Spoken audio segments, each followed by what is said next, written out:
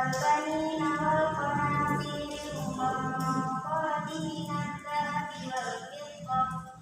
والفضة والخيل والمسومة والأنعام والحرث ذلك متاع الحياة الدنيا والله عنده حسن المآب.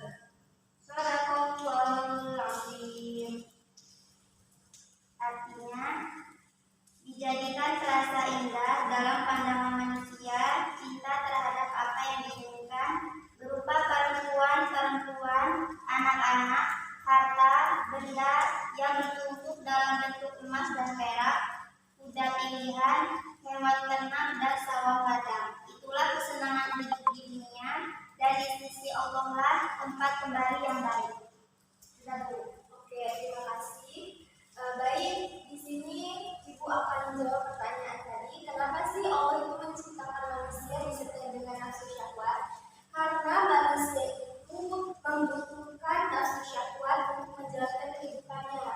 Misalnya nih, syahwat terhadap lawan jenis, maka manusia akan ada generasi baru di setiap harinya karena akan ada pernikahan dan keturunan. Selanjutnya, nafsu syahwat terhadap harta benda, maka manusia akan termotivasi untuk bekerja dan berusaha memenuhi kebutuhan hidupnya.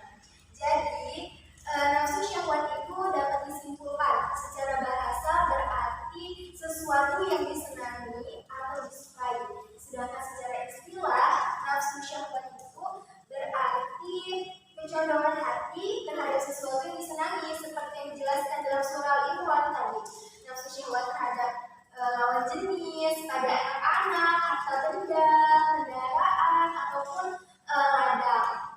Nah, selanjutnya nafsu syahwat itu diibaratkan seperti air yang ada di sungai. Apabila air itu berjalan sesuai dengan arah sungai, maka ia akan bermanfaat baik dari dalam sungai tersebut maupun di sekeliling sungai. Tetapi jika air tersebut meluap dan tidak bisa dikendalikan, maka apa yang terjadi? Banjir.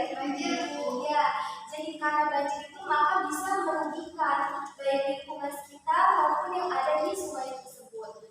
Nah, selanjutnya, meskipun nafsu tersebut diciptakan oleh Allah itu memiliki manfaat bagi manusia, manusia juga harus menundukkan nafsu syahwat. Nah, ada yang tahu tidak gimana cara menundukkan nafsu syahwat?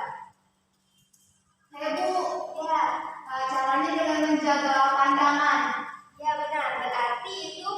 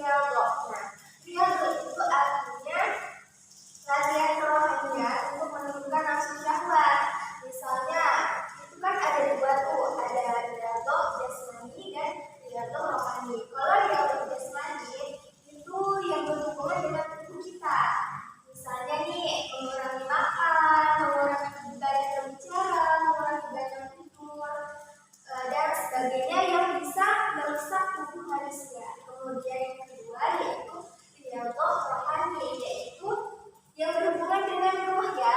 Ruh itu artinya jiwa. Nah, misalnya nih memperbanyak zikir, sholawat,